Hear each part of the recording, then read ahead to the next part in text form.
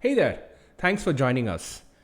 I had to take a break last week to handle a personal issue, but I'm back this week, and hopefully, here on out, we are able to put on regular episodes. My name is RK. Ravi is still in Bengaluru handling his own personal issues.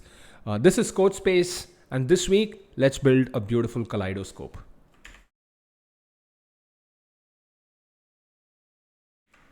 Welcome back. So today or this week, we'll build a kaleidoscope.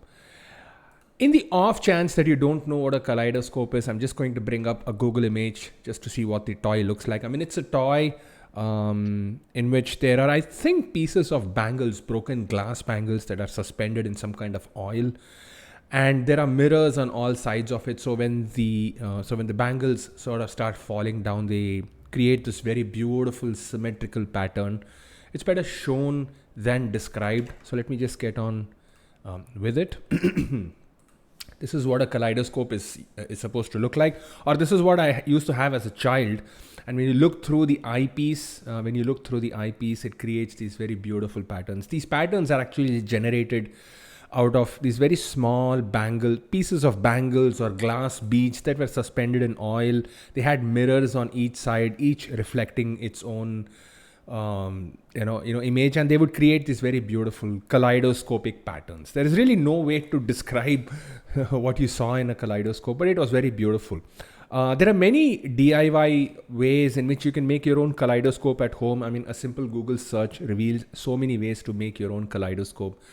Today we are going to do this in JavaScript, right? So let's just get on with it. And the thing about today's episode is we are going to be looking at a lot of transformation methods in Canvas. So things like rotate and translate and all of those things we'll look at. All right. That being said, as per usual, we have our setup over here. I have a HTML page. I have a canvas, which I have highlighted over here.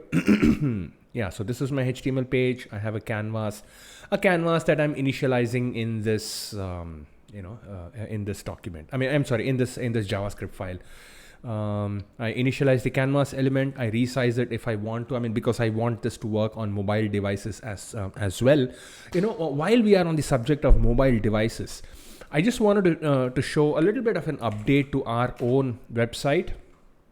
So we changed the navigation toolbar to a proper drop down, which you can actually have, which you can actually scroll and then select what episode you want to view or something. All right. If a particular episode had a JavaScript file, had JavaScript in it, which can be animated, it would be animated on the page itself. Very interesting thing about this website. There is an Easter egg hidden on this website, so I'll let you figure out what the Easter egg is. I think it's quite neat, the Easter egg. So give it a whirl. See if you like our website. We'd really like or appreciate your comments on this one. All right. So where were we? Back to our back to our episode. So we have this resize canvas that essentially ensures that the size of the canvas adjusts itself to whatever device you're working on. So it's the largest when it is on, let's say your desktop, and it's the smallest when it's on your mobile or something. So the canvas should basically so this piece of code should work on all devices. That's what this resize canvas does. I create the context, and then I have a width and a height, and I just create the width and the height. Now here is what we are going to do. We're going to look at some transformation functions before we start building the kaleidoscope. All right, and these transformation functions will sort of help us create the kaleidoscope effect as such. All right, so so where do we begin? What I want to do is I want to have an image, and I want to display an image on this canvas. That's pretty easy to do. And what I'll do is I'll just take an image that I had copied earlier. I hopefully still have that on my downloads. Nope, I don't. But I do have it stored on my JavaScript file. And I'm going to call it Ravi. And I'll copy it in this. And I'm going to call it hypno.jpg. All right. This is the image I'm talking about. This is the image that I'm going to display on the canvas. All right, so let's look at how to display an image on the canvas. So I have this. To display an image on the canvas, let me just declare an image variable. So an image is equal to new image. That's how you create an image. Dot src is equal to hypno.jpg, right? And then, so basically I need to draw this image after it has been loaded by the browser. So to do that, I'm going to say when it is on load, then create a function, then call a function that will instead call a draw image function. Instead of calling it draw image, I'm going to call it draw Kaleido, right? And it's just a simple function. It's just a simple function that will draw a kaleidoscope. It will draw that image on the canvas itself. So I can say draw image, draw what? Draw this image at what location? I can say 0, 0. So there you go. This should work, right? Yeah. Let's see. So there you go. So that draws the image on that canvas at that specific location. All right. Let's look at some transformation functions. One of the first transformation functions we'll use is the translate function. Okay. Now the translate function. Now, before we go to the translate function, when I say 0, 0, draw an image at 0, 0, it always draws it at the 0, 0, which is the top left-hand corner. All right. The translate function is a way for you to define a new center or a new origin to the canvas function. Okay. So I can say something like context dot translate to width by 2, height by 2. And then if I say 0, 0, 0, 0 starts from the middle of the canvas itself, because now I have translated it to the middle of the canvas. All right. Now, if you will agree with me, you'll see that this is indeed the middle of the canvas, and then 0, 0 becomes this. So that's how the translate works. There is also a very nifty function called as the rotate function. If you look at the canvas cheat sheet that I have, there is a rotate, and then it takes an angle as its parameter. This angle is in radians; it's not in degrees. As I had originally assumed. So now I have the rotate function, and I can say rotate it by, let's say, 1 radian. All right. Now let's see what happens. So there you go. So that's how the rotate works. So it essentially rotated it in this direction. So in this direction, it has rotated it. Let's rotate it by a very small percentage. All right. So I'll say 0.2 radians. If I do this, you will see that it's much more apparent right now. Okay. Now let's say I want to draw a text or a piece of text at the top right-hand corner once again. All right. Which means, now remember that I have translated I have set my origin already at width by 2 or height by 2, which is basically half of the canvas. I've already set it over there. So if I have to sort of draw at the top left-hand corner as originally intended, I will have to do some mathematics over here. I'll have to say, things like, let's say if I had to draw a text, I have to say, I already forgot how to draw a text. So yes, so how do I draw a text? It's called fill text. So I can say fill text test, x, y, excuse me. So that would be minus width by 2, minus height by 2, max width. No, I don't need this. So if I do this, all right, you will see here. So where is it? So it has drawn it somewhere, but I'm not sure entirely where. So I'm going to say plus 10, plus 10. Oh, I have to say begin path and then do all of those things, right? Yeah. Okay.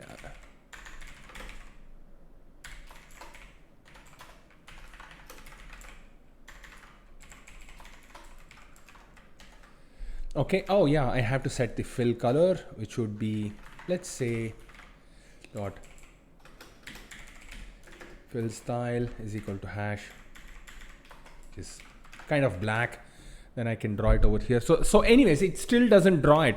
What would happen if I did not do the translate at all? All right, and I just said, let's just go back to the beginning and say this is 10, 10, and I didn't do any sort of translates.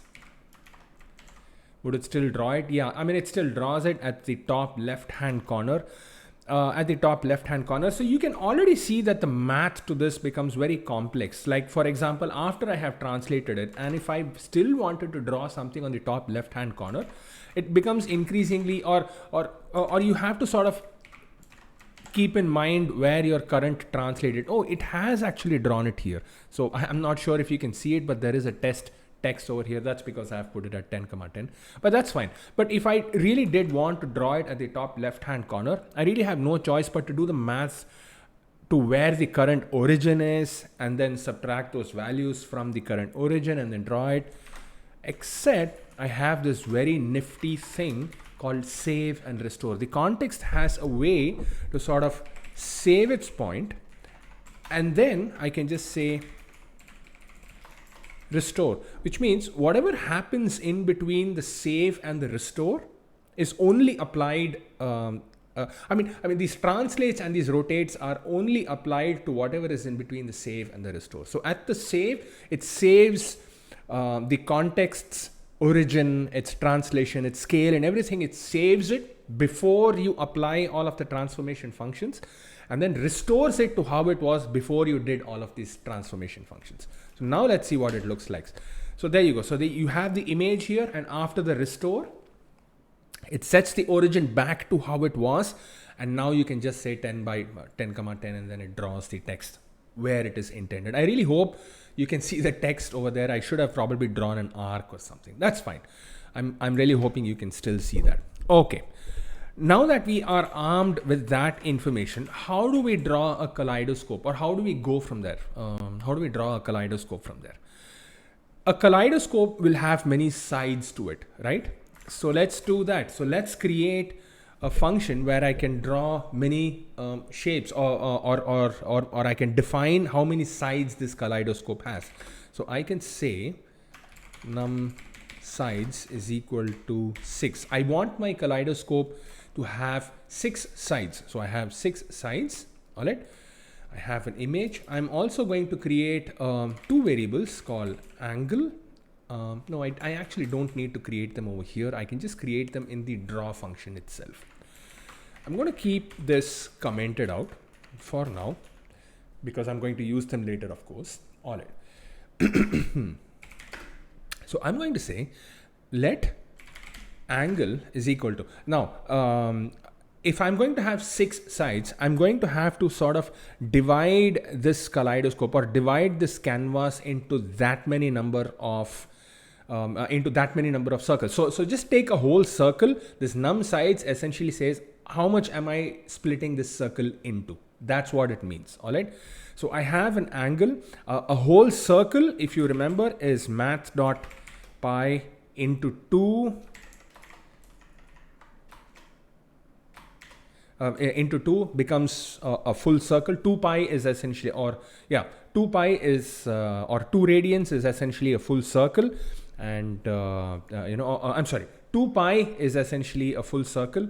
And this I can just divide by the number of sides to give me the angle for each slide, right? Or for each arc. So I have that. I'm also going to declare a variable called increment angle, which to begin with would be the angle itself. What this means is that I'll start off with an angle and then I'll increment it by that many angles so that it forms a full circle. My intention is to draw this image into a full circle. That's my intention over here. Okay. Now what do I do with this information? So I have this, I have the increment angle.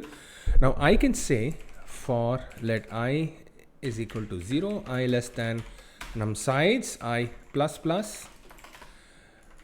I can say context.save because I am I am going to sort of, going to be doing some transformations. And before you do any transformations, it's only logical, or it's only safe to sort of save the context as it was before you did the transformation. Okay. Translate this to width by 2, comma height by 2. You know what? I just think I should just copy the code. No, that's not necessary. And then I can say rotate by the angle that we determined over here. Hey, before we proceed, if I remember correctly, I think last week what we did was in our CodeSpace API, we created something called as constants.toPy. All right. Now, because we are going to be creating this or using this math over and over again in a request animation frame, we don't want that many calculations to happen. So I'm just going to say constants.toPy over here. All right. Now that we have that, I can say context.rotate by angle. Yes, and I can say context.draw image. I can say draw image and image, comma 0, comma 0, right? So I can basically do this, and I can say angle plus is equal to increment angle. Let's see what this looks like. So you have, so all of these images are essentially overlaid on top of each other. What if I incremented the number of sides to, let's say, 12? Would that fill the whole thing? No. Oh, you know what? I'm actually missing the restore. Now, if I don't do the restore, it essentially rotates the, if you just do a save and if you don't do a restore, what will just happen is that the translate will work on the previous translate that you made, and I'm not sure where it goes with that. So anyways, so there you go. Let's just go back to our 6 sides. We are already beginning to see what a kaleidoscope essentially looks like. All right, so this is what it looks like, right? But are we there yet? No, because what happens is you begin drawing one image. All right, it draws this, rotates it, draws this, rotates it, and then when it comes to the last image, that last image is essentially overlaid on top of a transformed image that you overlaid earlier, which is why you see this weird square happening over there. So we will look at another function in the canvas, which is so much more handy, that it looks purpose built for this kaleidoscope experiment that we are doing. All right, and that's called as the clip function. So there is a function called as the clip function. Now, whenever we are talking about canvas, we have always done the stroke and we've done fill, but there's also a clip. A clip essentially just sort of clips or says that the canvas is only between areas that you have already clipped. Okay. All right. So we are about, I would say about 75% through creating the kaleidoscope. No kaleidoscope is actually perfectly square. They are all circles, and that's what we are going to do. We are going to be creating a circle over here. So the first thing I'm going to do is I'm going to say context.begin path, context.move to 0, 0, which means I'm moving to the center location. Move to the center location. Draw an arc. I'll say arc, draw an arc starting from that center location, 0, 0, how big or what is the radius of this arc? The radius of this arc is essentially width by 2, right? The radius of this arc is width by 2, which is basically half of the canvas. Start angle is 0. End angle, how much do I increment this by? How much do I increment this by? The increment angle would be this much, all right, which is essentially just the angle itself. So you do this clockwise or anti-clockwise, it doesn't matter. I'm just going to say, I'm sorry about that. I'm just going to say true over here. All right, that's not enough. You also need to complete this. So now we have moved here, drawn an arc, I'm sorry, draw an arc from this location, and then you need to move back to the center. So I'm just going to say line to 0, 0. So that sort of draws it. And in this position, instead of saying fill or stroke or anything like that, we're going to say dot clip. So when you say dot clip, it essentially means those are the only areas of the context that are drawable on. You can only draw on those areas of the canvas. That's what it means.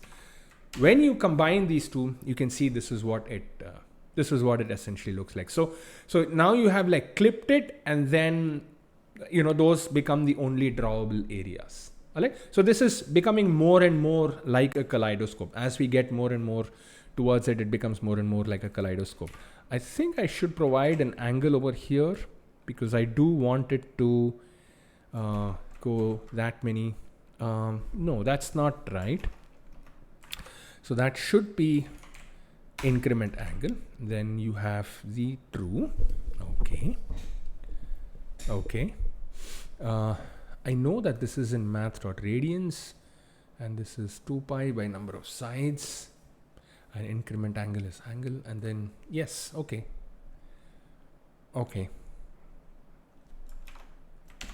What am I missing over here?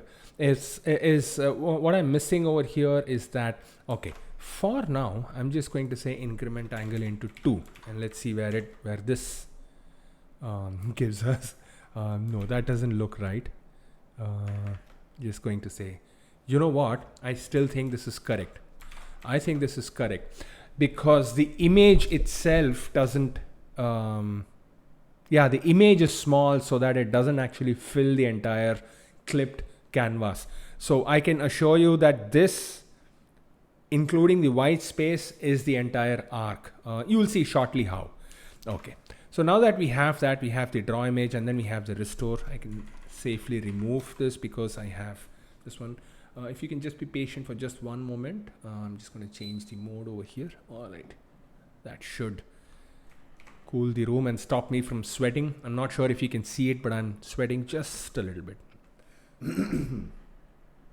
Okay, and you know what? I'm just going to say false, and let's see. Oh yeah, so there you go. So that is what was missing. So I was going, instead of going in the clockwise direction, I'm now going in the anti-clockwise direction, because the last parameter, if you look at the arc function,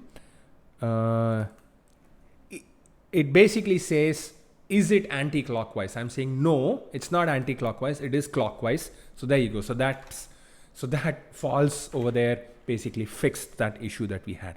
So are we already there?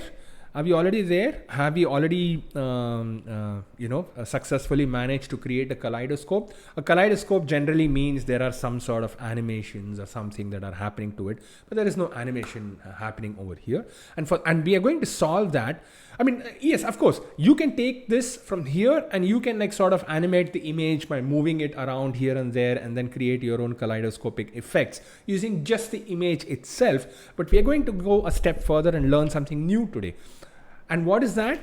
That is that essentially your HTML5 canvas, the context doesn't care if you are drawing an image or if you're drawing another canvas itself. Okay, let's see what that means. What I'll do is I'll create a canvas which is about half the size of our original canvas. All right, and I'm going to call it D canvas, for draw canvas, which is about 400 by 400. Okay, so I have this canvas. If I refresh it, oh yeah, you know what? There's something weird going on with. For some reason, just giving this slash does not make a canvas end. So there you go. So I have. I hope you can see it, but there is a canvas over here as well. Now, whether you are able to see this canvas in the image or not is immaterial, because you will soon find out that that it is possible for me to draw this canvas onto another context itself. Okay, let's proceed. So now I have this. Let me close the debugger for now so that the extra canvas appears over here. So now I have the new canvas over here, and let's do some very simple animation on it. Okay, what sort of animation? And before we start with any animation or something, let's just declare the requisite variables for this. So I'm just going to say variable d canvas, the context. So those are the contexts and the canvas. And just like this one, I'm going to declare them also somewhere. So I have this, I have this. Let me declare them here. I'm also going to be needing their sizes. So where dw and dh, which is basically their width and height. So I have this. Where did I copy this? All right. I'm going to call this dcanvas is equal to document.getElement by id dcanvas. I do not need to resize it. Let it be the same size. And then dContext is equal to dCanvas element.getContext. So any drawing that I do would be on the dContext, and that would essentially take care of drawing anything on top of it. So dW and the height. Oh, the height would be all right. So that's our setup. What am I going to draw on this? Here's what I'm going to do. I'm going to be drawing a bunch of circles that appear from one end of the canvas and they move to the other end of the canvas, just like a real kaleidoscope where you have bits of glass beads and broken glass bangles just drop from the top to the bottom. Whenever you like sort of rotate the kaleidoscope, they sort of change directions and create those beautiful patterns. So just like that, I'm going to be creating a bunch of circles that will go from one end of the screen to the other end of the screen. And to do that, I'm going to be requiring some variables, correct? Right. What variables will I be requiring? So I'll say, okay, first things first, number of circles. That's a constant, right? So let's just declare it on the constant end. This is a const. This is a const, and let's call it num circles. How many circles? Let's give 200 circles. All right. So 200 circles, all of which have an X and Y location. All right. So I'm going to call them circle locations, which is going to be an array. All of these circles are going to be of different radiuses or radii. Variable circ radiuses or radii is equal to, once again, it's an array. And then all of these circles are going to be of different colors. So I also need an array to hold all of their colors. So I'm going to call them circle colors, right? All right. I am really hoping you're all still with me. I'm going to have to initialize them here. So for let I is equal to 0, I less than num circles, I plus plus. So now I have I now have a neat and lovely loop. First things first, let's declare their random locations. What is their random location? Let x is equal to a random between 0 and the width, and let what happened? Sorry about that. And let y is equal to random between this and the canvas height. Circle locations dot push new point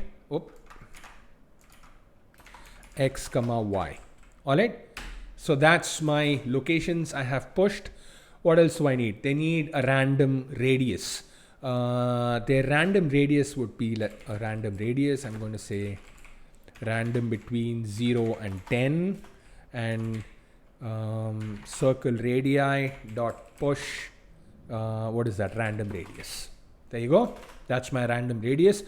I also need a random color. So I'm going to declare 3 variables, each for red, green, and blue. So I have red is equal to, yes, I need to do the parse int. Why do I need to do a parse int? Because the random between returns a decimal value. All right. Random between 0, not 0. I'm going to say 50, because I don't want them to be too dim, right? 50, 255. So there you go. So there I have red, I have green, and I have blue. And what is that? no, circle colors dot push. Oh, I'm going to have to declare a color variable. So I'm going to say color is equal to RGB of red, comma green, comma blue. So now I have alright, so now I have a random color. I'm just going to say random colors dot push color. Alright, so now I have these random things happening. Alright, I mean I have these random circles. Let's just draw them on the other context that we created, the other canvas that we created. You're gonna have to excuse me just for a minute because now it's too cold. Alright, hopefully that fixes it. Alright, where do we draw them? Let's just create a new function, and I'm going to say function draw canvas. Not a very inventive name, not a very I'm not too inventive with these names or not too imaginative with these names, but you're going to have to live through it. So what does the draw canvas do? It will erase the canvas. First things first, d context dot begin path. It's going to erase them black. All right, d context dot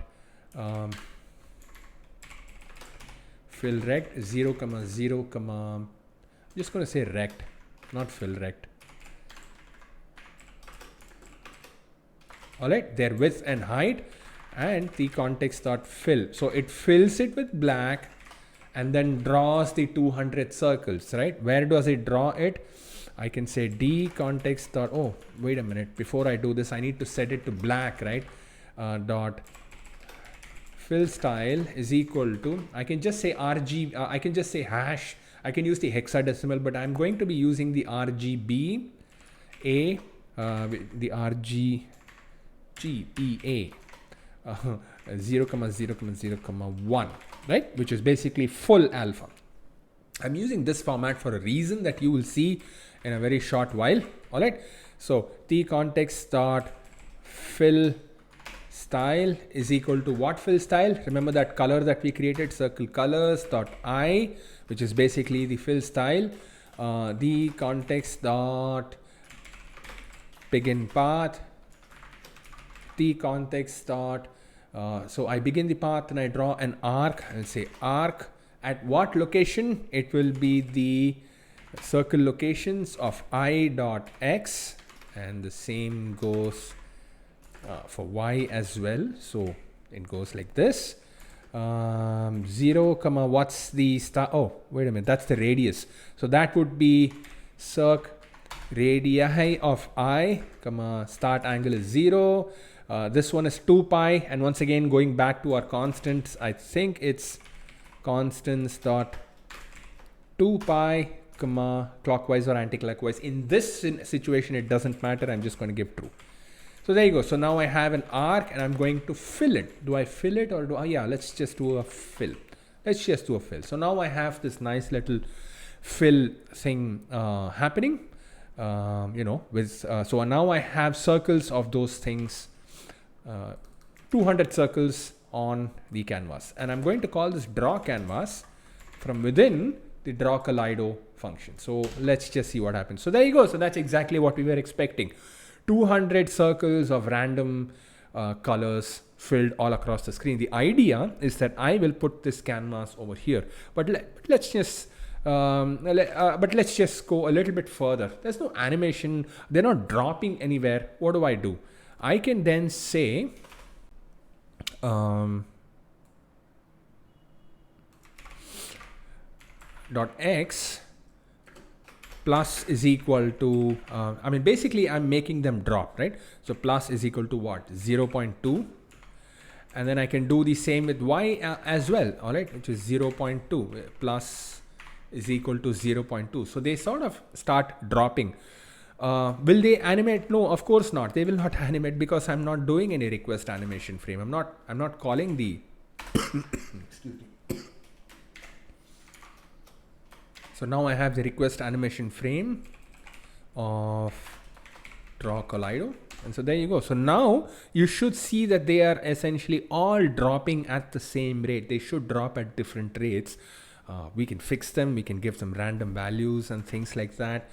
But what happens when they drop off this side of the screen? What happens? They should basically originate on top of the screen once again. So let's just do that, right? So if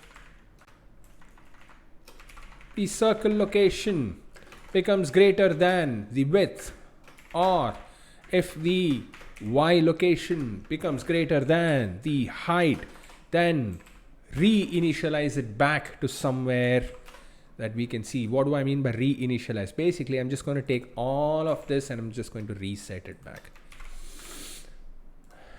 All right. So let x, so now I have an x and a y, but I don't need to push. I'm not creating any new variables. I'm just going to say of I is equal to new point of that new x and y location. All right. Circle radii of I is equal to that new random diameter or radius. New random radius. Okay. And then this new color that I have, there's no push, there's only I. All right. So whichever circle sort of exceeds its screen limitation gets reinitialized back to a random location on the screen. And let's just see what that looks like. So you can see that they're like sort of popping right over there. All right. And that still doesn't look right to me. I want them to pop somewhere off screen so that they sort of continuously flow from there, right? I want them to pop off screen. And I can say pop somewhere at -200 and pop somewhere at -200. All right, let's see what that looks like. So there you go. So that essentially, once they go off the screen, they would sort of pop somewhere off the, they should pop. Well, I think they're somewhere off the screen, which is why you're still not seeing them, but there you go. So there you go. So now you should see them all sort of come on the screens there.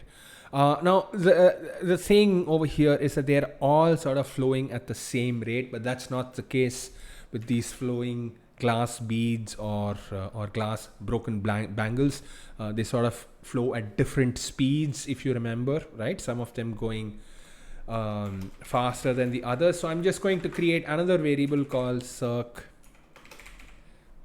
speeds. I'm just going to call them speeds, right? And they will also be a random value. Let speed is equal to random between 0 and 0.4. All right. So I don't want them to fall faster than this.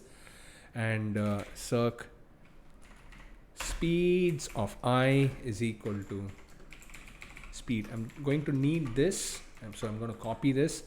And so instead of saying plus is equal to 0.2 and 0.2, which are constant values, I can say circ speeds of I. Same goes for this of I. All right. And I also need to sort of,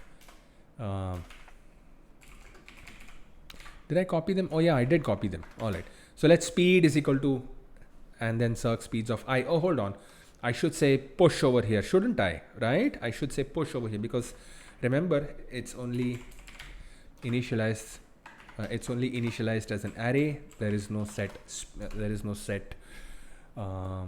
Size to it. So anyway, so I have pushed it over here and then I'm accessing it using this. So that should give us like random speeds. So there you go. So that sort of gives us that random speed that we were looking for. That is between 0.0 and 0.4. All right. Another neat little trick. All right, before we go to the trick, what am I doing with this whole new canvas? What am I going to do with this? Remember, I was telling you that we would use this to actually draw it on the kaleidoscope itself.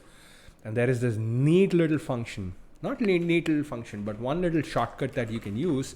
You can just say draw image, the canvas itself, which is our D canvas. Remember, we are not drawing the context, but I can draw the canvas itself on top of the kaleidoscope.